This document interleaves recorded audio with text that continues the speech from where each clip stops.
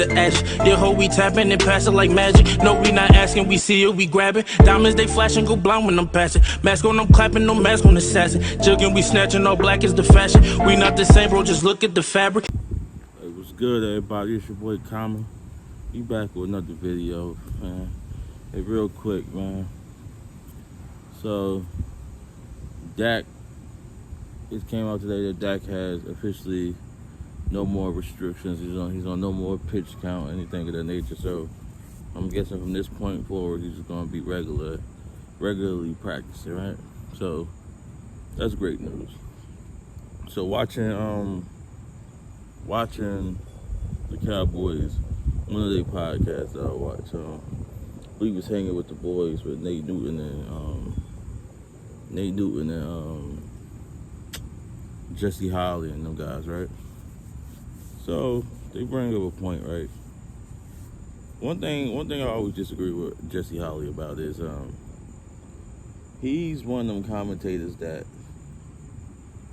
or one of those personalities that his takes are always negative about the Cowboys. You know what I'm saying? It's always negative. Now listen, I'm not opposed to somebody being real, right? Being real, because I'm realistic about my team. It is what it is, but it seemed like Nate Newton telling them things, and they got on the conversation with Dak, and he said, "Oh no!" First he was saying, "You think they lying about what they saying because they told us it was fatigue and this and that third." And so they get into a thing. Make a long story short, they get into a little debate when Nate Newton said, "No, he was out there throwing, and he actually looked at like he was damn near flawless yesterday. He made every throw and this and that third." But then he bring up the point, "I want to see what day 2 and day 3 look like," which is understandable. You know what I'm saying? You want to see how your body respond.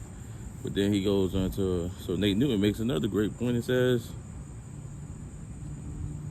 he's been throwing, and they've been revving him up for about a week and a half, 2 weeks now. So it's not like he hasn't thrown a pass up until yesterday's practice. That's not the case.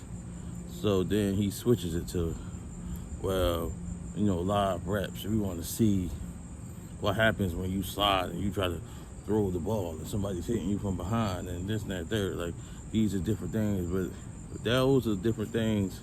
To me, those are different things that you'll have to deal with regardless whether he hurt his arm or not. He's still never been hit with like since he got the ankle injury.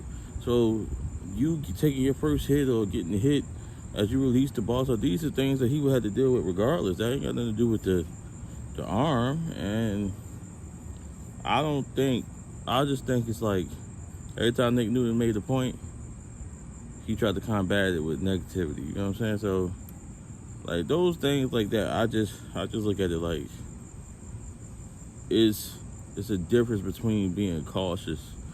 There's a difference between being cautious and you just being physically unable to perform, right? So it's like it was a strain muscle. That was, due to mechanics or whatever. He said he's gonna work with mechanics, or the volume of throws he was throwing and things of that nature. He got a little sore, whatever the case may be. But they said it wasn't an injury. Even the doctor said it's not an injury that you can't play through. It's pain tolerance. It's just like you just gonna feel a little soreness, a little tightness. So I don't get what people come up with. I see people making up these stories about Tommy John surgery and things of that nature. Like, to me, it's crazy. There's a lot of hate going on.